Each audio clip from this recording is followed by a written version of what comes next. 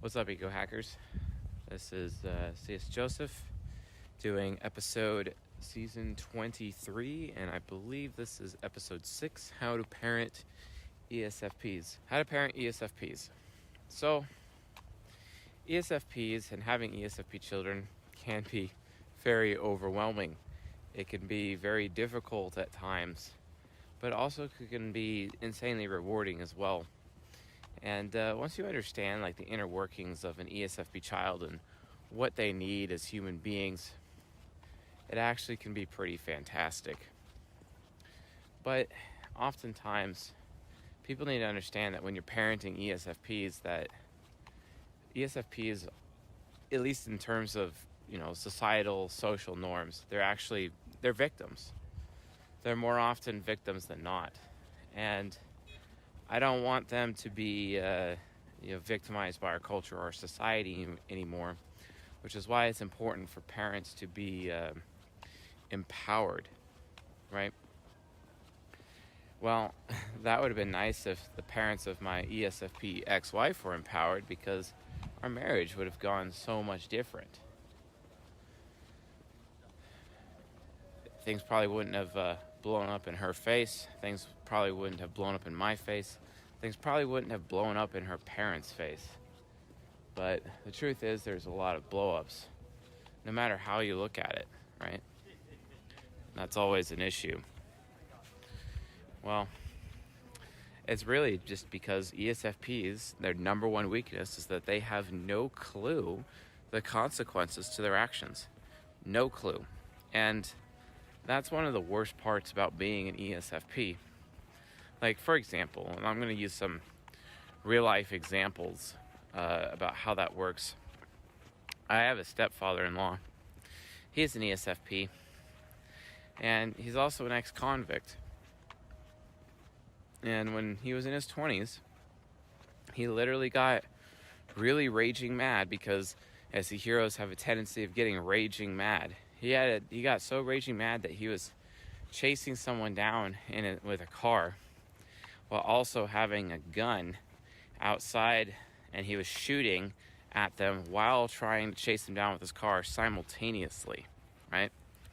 Well, luckily, he didn't kill anybody or injure anybody, and he went to jail for it regardless. He got out, was rehabbed, never was a problem again, and hasn't had anything on his record in decades, right? But the principle is still the same. I remember him talking about how, I'm really glad that I didn't hit anybody. That'd have been really bad for me. Because he's just not aware of the consequences of his actions. One of the reasons why is that extroverted sensing, it's all about like learning the how, but it's not about the why or what could happen, right? It's so focused on the how, and they're trying to find, hey, I'm going to do this cause. Let's see what the effect is going to do. Or, hey, I'm going to make this decision just to see what happens.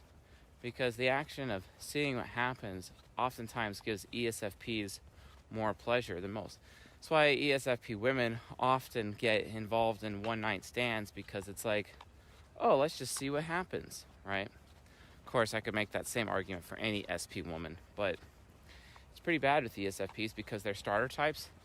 They put a lot of energy into the beginning of things, and because they're putting in so much energy for the beginning of a potential relationship, they end up getting sucked into these one-night stands pretty easily.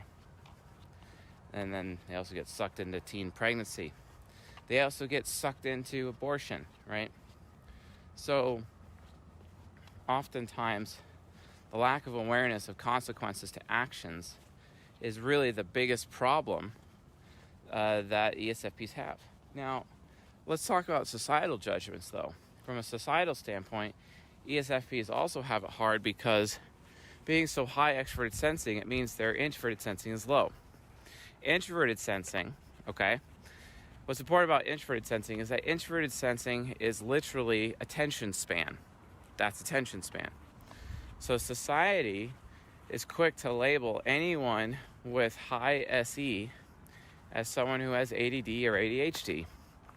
I remember my ESTP cousin, Nick, for a while pressuring me, literally pushing ADD drugs on me, Adderall, amphetamine, right? Literally pushing Adderall onto me, telling me that I have ADD, ADHD. He couldn't fathom that I was just a starter type, right? But he was judging me as if there was something psychologically wrong with me or anything wrong with me, instead of actually taking the time and effort to understand me. It's one of the reasons why I have huge beef with my ESTP cousin. And while he is justified in a lot of ways, I too am also justified. This is why we just agree to not have anything to do with each other. Because I don't want to have anything to do with him, quite frankly. I mean, it'd be nice if we could be equitable or friendly to each other, but it's just probably not going to happen.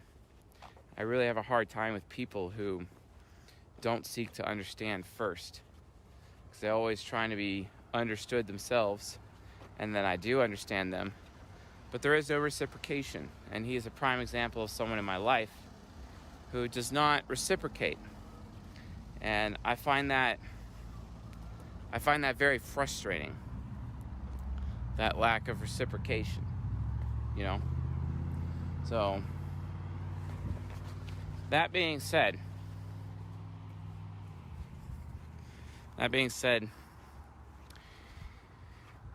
society will often always label the ESFP as someone who has ADD, ADHD, and there will be insane pressure on the parents of an ESFP child by teachers or any kind of public official or public related person that the ESFP child that you have has ADD, ADHD. Very, very common, right? So you as parents always need to realize that it's not actually true. It's actually just a form of prejudice on the part of society. See, everyone starts complaining about racism within this society. The problem is that all human beings are racist. It's just they don't know how racist they are. Every human being is racist. How are they racist? Well, it's because they are prejudiced. Prejudice is the prerequisite for racism. Racism is prejudice. They're equivalent, right? Well, all human beings, through cognitive projection, end up prejudging other human beings. That's what prejudice is. It's prejudging. And ESFPs, due to societal norms, are prejudged. They are prejudged as this person who is, lacking that attention span, right? Because you're not measuring up to the 40% SJ majority, right? Because there's more SI users than there are SE users. There are more people out there with higher attention spans than there are SE users, right? So because of that, there's this huge societal bias against ESFPs as well. Let's take it even further. ESFPs are pragmatic, so they're very independent. They can throw some temper tantrums when they don't get their way, right? They also have this problem where it's all about what they want, and they're not going to let anyone take away their choice, right? That's another issue. Well, this causes the child to be somewhat turbulent, right? And then oftentimes parents, as well as people at school, they don't really know how to help the ESFP or how to raise them properly. Sometimes, parents will want to spank their ESFPs. And by the way, folks, I'm not against spanking. I support spanking. But only spanking SI users. Spanking SE users is a complete and utter waste of time. It's a complete waste of time, so don't do it. Instead, take their choice away, take their freedom away. So show them that the consequences to their actions means they have less choices later, right?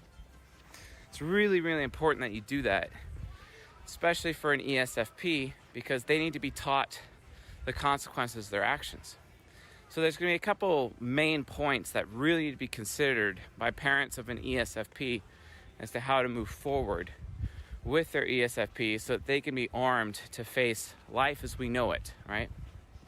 That's the concept of the lesser of two evils, or the concept of take risks and make sure your child takes risks and makes choices. You force them to make a choice, but you also force them to live with the consequences, right? Very important. So based on that, it's just reality. A lot of people don't understand that because of societal expectations or because of tradition or whatever, ESFPs automatically have a huge disadvantage in life. And it's all because of prejudice. And I'm so tired of the bullshit prejudice. Everyone's out there complaining about, oh, color of your skin or your gender or this or that. And no one's addressing the real, actual prejudice out there. The fact that intuitives are shat on because they're a minority, right? Or the fact that SE users are shat on because they are a minority, right? There's so many different psychological minorities on there, and literally everybody shits on them. That's why the ESTJ is the most popular type, the Tom Brady type, because ESTJs are the one of the 16 types that conform the most with the very psychological preferences of society itself. Joe Biden is an ESTJ. Mike Pence is an ESTJ. Barack Obama is an ESTJ. Okay, think about that. But then you have ESFPs who often get the short end of the stick. And then mixed in with their FI parent sense of entitlement, which can naturally happen, especially if they don't know their fathers, like my stepfather-in-law didn't know his father. That FI parent becomes so entitled that they'll literally become entitled to other people's ideas, other people's belongings. Wayfarers can be kleptomaniacs. Templars can too, but usually Templars steal for other people. Wayfarers steal for themselves, right? Klepto, right? And I've known many an ESFP to be pragmatic enough to steal. It's bullshit. It shouldn't be allowed to happen, right? It's not okay. And I'm not calling all ESFPs thieves right now. I'm not. But at the same time, it's a problem.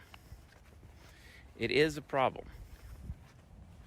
They don't know the consequences of their actions, or at least they may know the consequence of their actions, but it doesn't occur to them. Consequences don't mentally occur to them when they're in the middle of making a decision.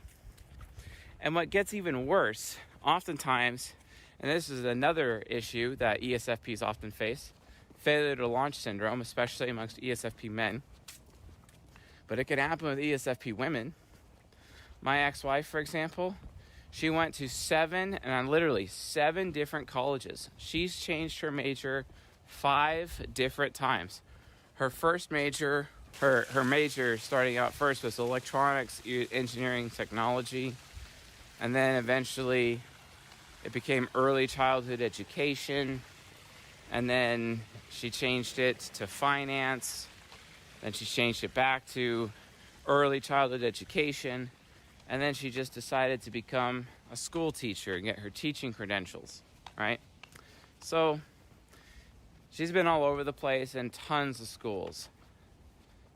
Absolutely tons of schools. And honestly, it was really frustrating. It cost a lot of money. It cost a lot of time. And it's because ESFPs have a really hard time making decisions. They often are victims of indecision. Because what's important to an ESFP is that an ESFP always has their options open. That's why it's really hard to get an ESFP to commit to anything, especially in relationships, because ESFPs are aware of their options. They're always leveraging their options. And they know that if they make a decision towards one of those options, for example, right? If they make that decision, then anyway, when an ESFP instinctually knows, they just know that when they make a decision, a lot of options will be removed from them. A lot of doors will close. And they like keeping doors open. They like having one foot on the sand and one foot in the ocean. Always. Because they always want to have the choice either to opt out or to just change their mind. ESFPs change their mind about everything. In fact, out of all of the 16 types, ESFPs change their mind the most. This is one of the reasons why INTJs, their polar opposite, with their extroverted sensing and failure, are so sensitive to people being loyal to them and sticking around, because even the ESFP subconscious within the INTJ ego literally changes their mind all the time. So they project that onto other people, thinking everybody else changes their mind. And then they meet someone like me who doesn't often change their mind because of SI inferior, and SI inferior's fear of change, right? So because of that, I don't often change my mind. And they're always afraid that, an INTJ woman's always afraid I'm going to change my mind about them, right? And they make dumb decisions based on that assumption, right? Not something I'd recommend. Well, ESFPs have a similar issue. A very similar issue. They want to be... They know they change their mind, and oftentimes see other people change their mind, but they project that change-mindedness onto the SJs they should be in relationships with, or friendships with, or should be working for, right? And that could be a serious problem. That could be a very, very serious problem. And that's not appropriate, right? So anyway, I'm letting you know as parents that these are like the primary issues that your ESFP child is going to be facing in life. So that, and we'll talk about techniques on how to deal with these, but these are it. Sure, there's more practical issues like ESFPs are the most likely of all the types to have one-night stands, or most likely of all the types to have drinking problems, or to be a drug dealer. So that's a thing. That's a serious bad thing. Or to self-medicate. Although I could argue ISTPs are far worse than the self-medicate approach, other than INTPs. TPs and self-medication can be a serious problem. It would be alcohol with the STPs, and it would be something like heroin or cocaine with the NTPs. That's not to say that drug use is not something that all the 16 types do. They do. It's just that ESFPs often are the pill pushers, because they're always trying to make a buck. They can be on the take in as much as an ENFP can if their FI parent is entitled. So let's talk about some general issues facing children in general before we continue. Fatherlessness. It's no secret that when it comes to the CSJ community, that my purpose here is to eliminate fatherlessness. My purpose in life comes from the final 2 verses of the book of Malachi in the Old Testament. A lot of people have a problem with me utilizing biblical references, but sorry, I'm a pastor's kid. It's just part of my nature at this point. I had so much of that nurture that it became part of my nature. And it's not something I'll ever be able to escape. And the passage goes like this. In the last days, I will send my prophet Elijah to you. He will turn the hearts of fathers to their sons, and the hearts of sons to their fathers, or else I will strike the land with utter destruction. So fatherlessness is a huge problem. Now, I may not be the prophet Elijah, but his mission is mine. What does that mean? It means that if we don't solve the problem of fatherlessness, we're going to lose our entire society. We're going to lose our entire existence. We're going to lose our identity. Why? Well, fathers have this thing where they criticize their children. Mothers don't. Fathers are primarily aware of the strengths and weaknesses of their children. Mothers don't. Fathers don't really show their children unconditional love. Their mothers do. This leads mothers, especially single mothers, where they are so unconditionally loving to their children that they end up enabling their children. Fathers do not enable their children. That's the issue. And that's why fathers oftentimes have such a bad rap in society. I use the court example all the time. I keep saying it over and over because I know that people in this audience only watch videos pertaining to them and not often watch videos pertaining to others, which makes me sad, but it happens. I get it. So, fathers not being around means there's more entitlement, and children are being enabled by their alpha widow single mothers, right? That's a serious problem. That's a huge problem, and this is exactly why the millennials, post Generation X, the millennials, Generation Z, and the alpha generation are overall quite entitled. And the reason why is because they have no fathers. They don't know their fathers, or their fathers are absent, or their fathers are completely inept because they've had male space violated their whole lives, and sometimes even resist getting into male space because they're too afraid of being labeled chauvinist or misogynist. I personally was called a misogynist 4 times yesterday. 4 times. One of my Facebook posts went viral, and a lot of people take huge issue with what I have to say. I don't care. I honestly don't care. I'm going to tell the truth regardless of the consequences. So come at me, bro. You can't stop me. So anyway, fatherlessness is a huge, huge, huge, huge problem. And because of that, children are ultimately entitled.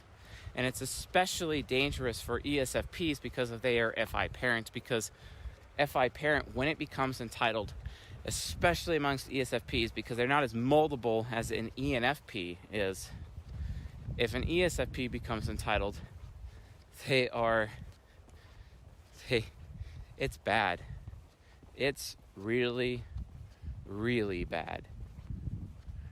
Insanely bad. So they can't let go of it.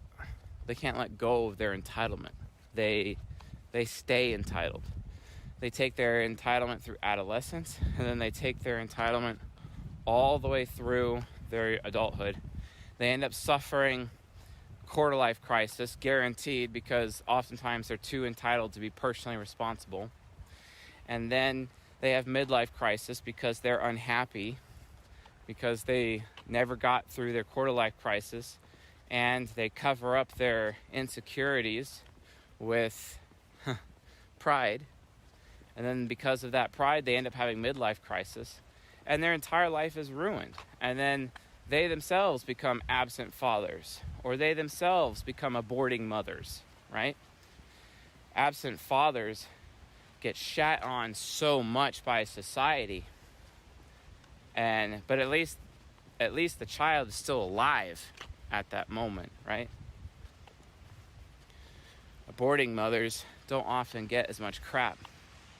Well, while I will admit I am a pro-life person, I'm not gonna be like, oh yeah, get rid of abortion legality. I'm not gonna do that. What I'm gonna do instead is I'm going to advocate for a concept known as paper abortion. Look it up on Wikipedia.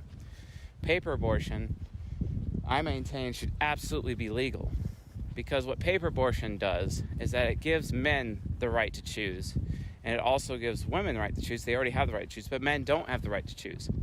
But we need to give men the right to choose. Through paper abortion, during the same time that a woman has the right to abort a child, a man has the right to abandon the child and absolve himself of all legal or financial custodial obligations towards that child. I imagine if that was law, a lot of women out there will be making far more wiser decisions about who they sleep with and when. Because the balance of power is no longer all within the feminine, it is on both sides, and it is balanced. And I maintain that such a law would save far more lives than just having some bullshit pro-life agenda that takes away everybody's choice. All I'm saying is, give a choice. This is no different than King Solomon being willing to cut a child in half to identify which woman was the mother of the child, right? Pay for abortion, people. Look it up. Please support it. Please support the pay for abortion movement. Because psychologically speaking, using expert intuition, I know that the outcome will save far more lives than if we were to take away women's right to choose, right? So please keep that in mind. It's a very controversial thing for me to say, but it's the truth. Think about it. If I'm a pro-lifer and I take away women's right to choose, women are still going to illegally do it. Fine, keep it legal, but give men the right to choose too. So women have way less incentive to actually do it. By taking away the incentive, by giving men the right to choose, more lives will be saved. This is a wiser approach to abortion. And anyone who is actually pro-life out there, I challenge you to consider it. Because what's the outcome actually going to be? In this case, it is for the greater good, and in this case, the ends do justify the means, because the ends will be lives saved. And a far less horrible, corrupt, feminine primary social order culture as a result. A feminine primary social order culture that ESFPs with their own entitlement have to suffer through. On top of being labeled lack of attention span and you need ADD, ADHD medication. On top of them being pragmatic. On top of them not knowing the consequences to their actions. ESFPs have it hard. In this society, they often have it the hardest. Please keep that in mind. Please understand. It's not okay. So we need to be there to support ESFPs. You know why? Well, because guess what? The types that are highest in compatibility with ESFPs, those types are also the most supportive and nurturing of all the types, right? We can't leave the ESFPs behind, guys. We're constantly doing that. I remember my ex-wife, when I told her to her face, you can agree to divorce my ass right now, or you can agree to allow me to see other people. I was so angry with her. After 11 years of sexless marriage, after being treated and disrespected by her like crap on a consistent basis, I told that to her face. And then later she came back to me and said, after being so angry with me, she said, fine, go ahead. Just promise me you will not abandon me or our children. And I made that promise, and I've kept my promise my entire life. She calls, I answer, and I get it handled, right? This November is parent-teacher conferences. And I am going to be speaking with the teachers for the children and getting on board and figuring things out. I do know the strengths and weaknesses of my children. My ex-wife, she doesn't care so much about that, right? Of course, society doesn't care much about that because they oftentimes side with the feminine on such issues. And they shit on masculinity, but then at the same time, they also complain about the entitlement of children. And like I said, entitlement is no stranger to an FI parent within an ESFP. So, moving on from that further, let's talk about, since we're talking about general issues that all children have to deal with, fatherlessness, let's talk about the actual solution. What are the solutions to the problems, okay? So, there are two phases of parenting that you have to be aware of as parents with any child. There's the raising phase, and then there is the teaching phase. The raising phase is from the time they are conceived to the time that they become a teenager or they hit adolescence. Now, girls can reach adolescence sooner, boys can reach adolescence later, but it's still the same concept. Two different phases, raising versus teaching. Raising for childhood, teaching for adolescence, okay? Well, why is teaching for adolescence? It's because when a person hits adolescence, their ego is basically formed at this point, and they will protect their ego and protect their ego investments that they've already had, which means parents can't really influence their ego anymore. However, because their unconscious is not yet fully formed, parents can influence the unconscious using a teaching model instead of a raising model. So let's talk about the raising model for an ESFP. How do you raise an ESFP child? Well, raising is all about targeting and influencing and growing the inferior function. They have NI inferior. NI inferior means they are afraid of making decisions. They are afraid of wanting the wrong thing. They are afraid that if they make a decision, it will take other options or other decisions away from them, such that they don't even know how to even create options or opportunities for themselves. They have to literally see what other people are doing so that they know what they want, so that they can do it with them. This is oftentimes when you have one of your children trying to get Reese's Puff cereal, and the other child sees that that child has the cereal, and they're like, well, I want cereal too. Well, that's an SE user, probably an ESFP, right? So all these things are really, really important to know when you're considering raising an ESFP. So how do you target their inferior function and grow it when they have this decision-making anxiety, right?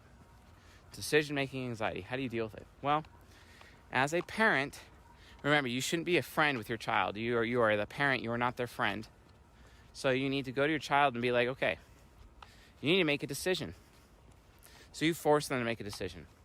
You force them to take risks, basically.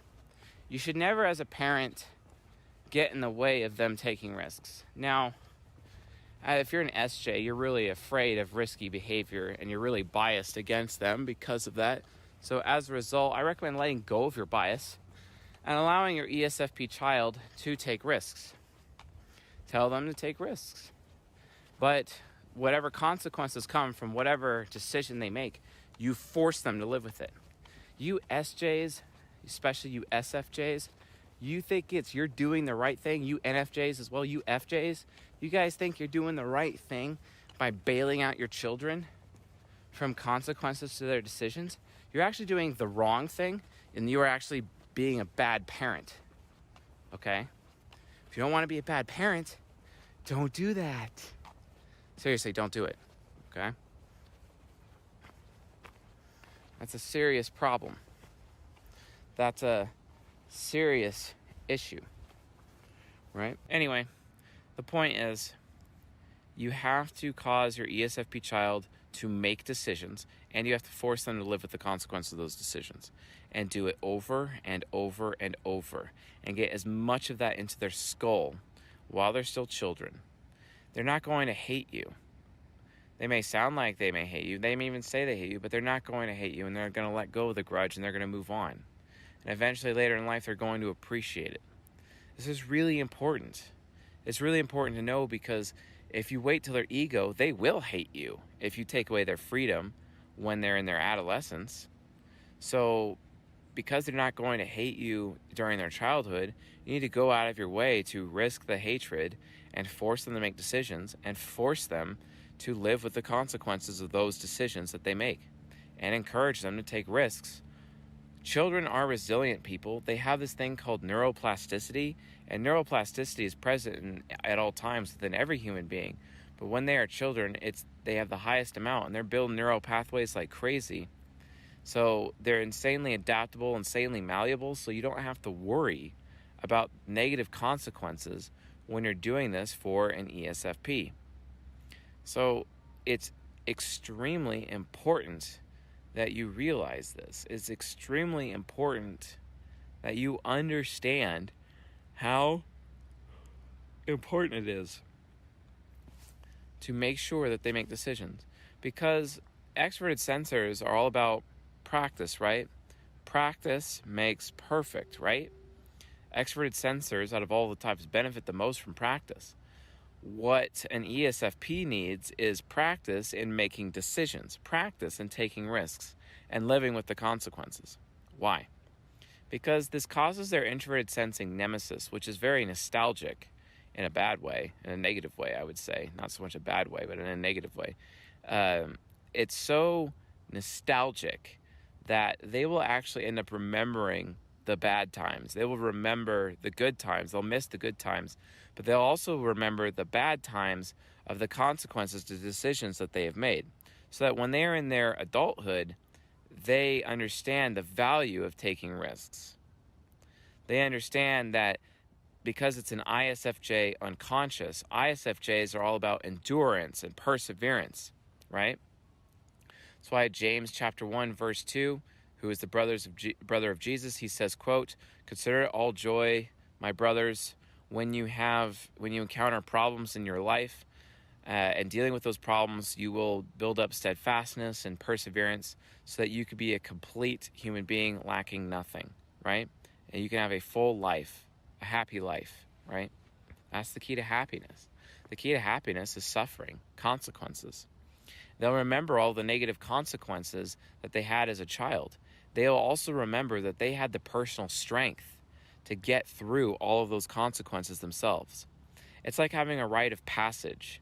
A rite of passage exists so that when a child, a boy, suffers the rite of passage, they come out of it having survived, and they are respected by their society as men. That's literally how this works within the mind of an ESFP. All of those consequences, especially negative consequences that they have faced in their childhood, has built up enough endurance so that they actually have the confidence of making a decision and not knowing the consequence and not knowing the outcome, knowing that if it does go wrong, they have the personal strength and strength of character to suffer that consequence and get through it, which will only make them stronger for additional consequences later, negative or otherwise. This is the kind of personal strength and character you, as a parent of an ESFP, needs to develop in your ESFP child. It is absolutely critical that you do this. If you don't do this, well, then your ESFP is going to be very unhappy. They're not going to have a lot of status. Look at Taylor Swift. She's an ESFP. Her mother and her father, they forced her to make decisions. They forced her to take risks. And she had her music career happen when she was a tween. Before she was even a teenager, she had her music career, okay? And that's because they pushed her. And they pushed her to make decisions, and they pushed her to live with the consequences. And because of that, Taylor Swift has the confidence to get through whatever life throws at her, which is everything that you need, that your child will need to get over their decision-making anxiety, right?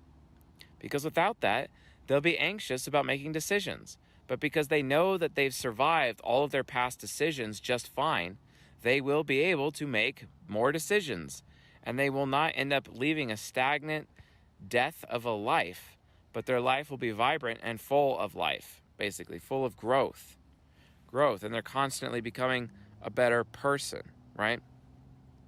All these things are necessary. But oftentimes people don't even understand the consequences to not parenting an ESFP child appropriately, right? So, anyway, please be aware of that. But if you're a parent and you did that for ESFP child, good on you. You made it right. Let's talk about Taylor Swift again. Taylor Swift's parents did a great job working on her inferior function, and she became great for it. However, they did not do a really good job of teaching her, because from their point of view, they just kind of, wow, she's so successful, she's making so much money, she's super rich, she'll be fine. And her parents just decided to not teach her anymore. They did, because it's like, oh, she's already fine, she's successful in life, she's set for life, so there's no point. Yeah, right. Then you hear Taylor Swift having so many problems in relationships, and she's constantly making these songs about all these relationships, when she gets in a new relationship and when she's out of a relationship. It's so horrible that it's become part of Taylor Swift's brand, basically.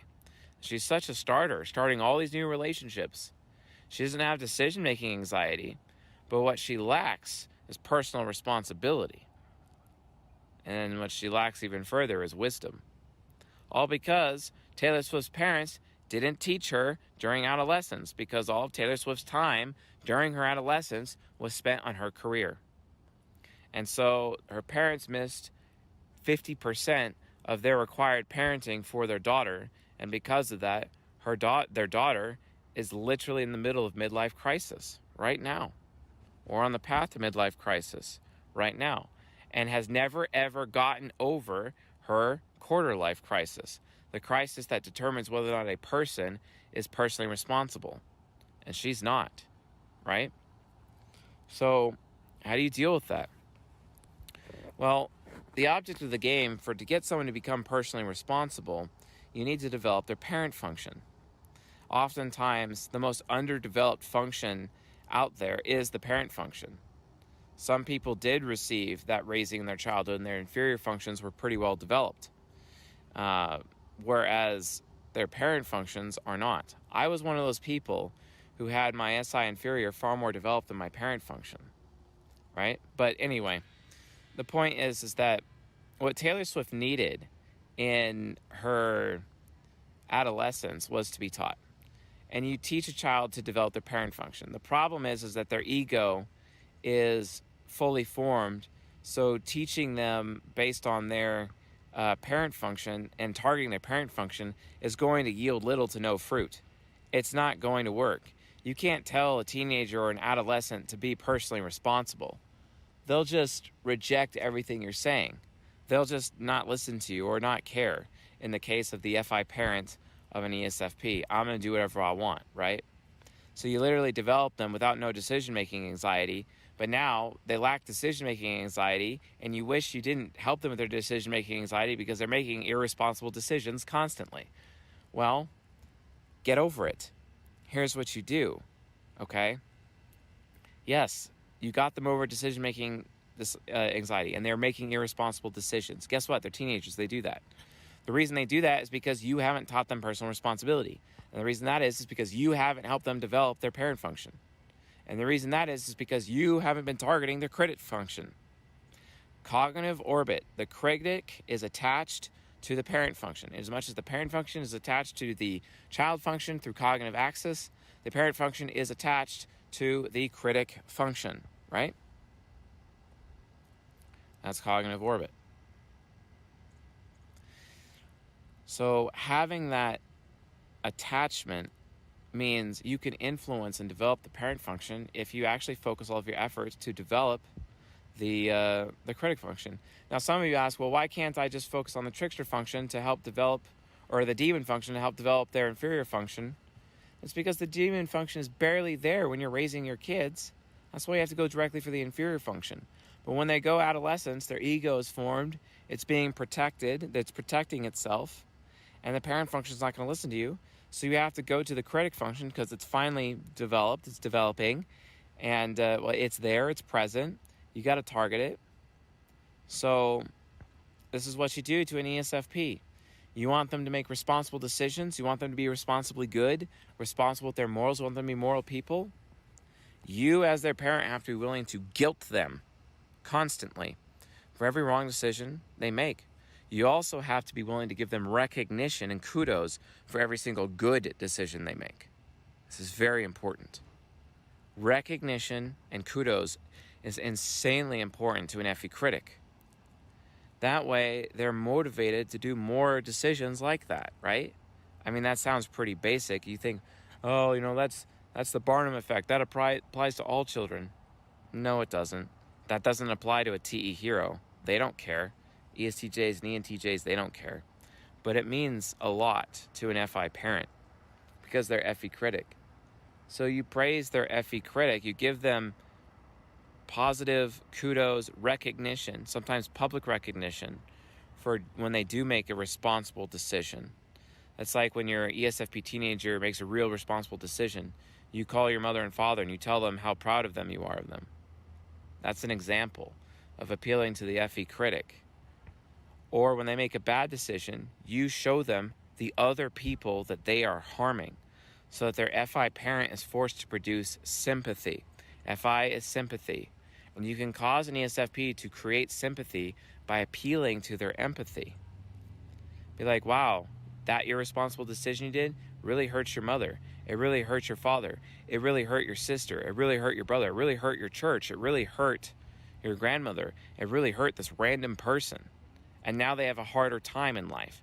And now they're worse off because of you. You see? You have to constantly assault the critic function within your ESFP child. And what that will do is it will not only develop wisdom as a byproduct, they'll actually start the process of developing wisdom earlier in life. And wisdom is what they need to get past their 3/4 life crisis. Because that is automatic. You're developing the critic function and the parent function simultaneously. You're getting a 2-for-1 deal when you do that. But they're also developing their parent function and being responsible with what they feel is right, responsible with what they value, responsible with their morals. All of that is heavily, heavily important. And a lot of people don't understand that. If you do that for your ESFP, they literally won't be entitled. That's how you stop entitlement from forming an FI parent. It's absolutely amazing, and it's absolutely required. People just don't realize how important that is for an ESFP.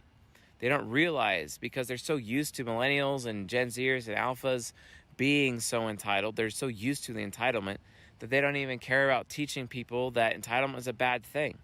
It's literally normalcy bias. If you want to break the normalcy bias of society, make sure your FI parents, especially your ESFP child, is not entitled. It's super important, right? So make sure you handle this. As a result of this, your ESFP will at last become personally responsible, and you could absolutely trust them to make the right decision, even as a teenager. You have to keep going. Don't give up. Keep hammering that critic function. And while you're doing this, you're avoiding harming the inferior function. You were targeting their inferior function their entire childhood, but because they're in their adolescence, you can't do it anymore because they'll hate you. So you can't take their freedom away. You can't ever take their choice away. So instead, let them make the choices. But you make sure that when they make choices, bad choices otherwise, that they live with the consequences. And you guilt them hardcore if they fail, and you praise them hardcore if they succeed. Do you not understand? If you do this, they will not be entitled. If you do this, they will be actually good people. My stepfather-in-law, he is the greatest ESFP I have ever met. Super nice, but has self-respect. And he knows we're not going to abandon him. And he knows that we think highly of him. And he knows that he's awesome. And that's what an ESFP needs. And he's that way because he's personally responsible. He's that way because he doesn't have decision-making anxiety, right? He's able to aspire with his NI and take risks just to see what happens because he knows he's strong enough to live with the consequences. That's everything that needs to be taught to an ESFP. And this manifests because here's an example of how you know an ESFP has that development for their decision-making anxiety. If they are really able to pick the lesser of two evils. Oftentimes, ESFPs get so entitled that they won't make a decision because they know whatever decision they make, they lose. It's a lose-lose situation. And ESFPs, especially as children, have to be taught that there will always be a lose-lose situation. Sometimes, not every situation is a win-lose. And because of their FI idealism, they get entitled in life expecting every decision to be a win-lose situation where they can always get a win for themselves. But that's not how life works. ESFPs have to be taught that there are oftentimes, at least 50% of the time, going to be decisions that they're going to be forced to make where there is lose-lose, where they will lose no matter what decision they make. And this is what causes them to be in the cycle of indecision. And you don't want this for your ESFP child. You have to teach them how to choose the lesser of two evils so that when they are confronted with a lose-lose situation, that they end up choosing the lesser of two evils, choosing the thing that will hurt the least, or hurt less, or lose less, so that at a minimum, they're making a decision. An ESFP child needs to be taught to make a decision far more than not making a decision. Because taking the L, as the Gen Zers would say, yeah, that sucks. And ESFPs avoid taking the L like the plague, but they need to be taught that not making a decision is far worse than taking the L, right? And that's how they need to live their life. That's how an ESFP would be a better person. So keep that in mind. Understand how important that is, right? Lose-lose situations happen all the time. So let's assume that you as a parent has done all these things for your child. Let's talk about some outcomes. What will happen for your child in that situation? Well, your child is going to have some serious benefits in life. For one, if you taught them properly during their adolescence, they will not suffer quarter-life crisis. Quarter-life crisis exists. It's the ego test. It's the personal rite of passage that every human being, regardless of gender, has to go through, where the mind is finally convinced that this person, the body, is convinced that the mind is personally responsible enough to be able to take care of itself. That's quarter-life crisis. Midlife crisis is when the body is convinced that the mind is able to handle personal pride and get over fear and insecurity. But if you raise them well in their childhood and they know how to handle decision-making anxiety, they know how to handle lose-lose situations because they're so interest-based. They won't have midlife crisis because they'll be able to face any risk or any decision that they make and face the consequences and get through it no matter what. And thus they will not have and they will not suffer midlife crisis, which is amazing. And also, if you were hammering their critic function enough, they were able to build some wisdom in their youth that they could have developed over time in their adulthood that would help them during 3 quarter-life crisis. But guess what? Children exist to help you, the parent, get through your 3 quarter-life crisis. Just like the young man giving old man Job in the book of Job advice, and Job deciding to listen to him instead of his friends, right?